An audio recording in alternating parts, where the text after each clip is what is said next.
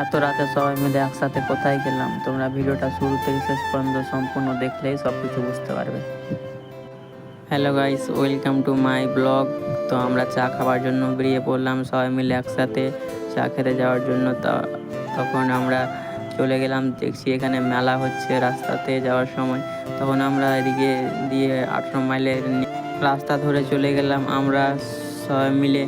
তখন আমরা ফাঁকা মাঠে চলে এলাম, ফাঁকা মাঠ পার করে আমরা উঠে যাব ন্যাশনালে উঠেই তারপর আমরা টাউনশিপ মোড় চলে যাব।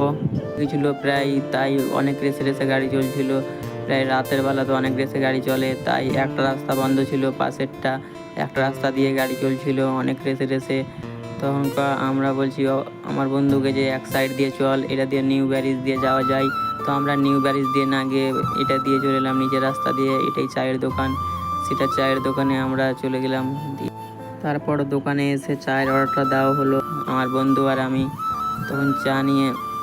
তখন চাটা খেতে লেগে গেলাম, কারণ চাটা খেয়ে দিয়ে আবার বাড়ি যেতে হবে।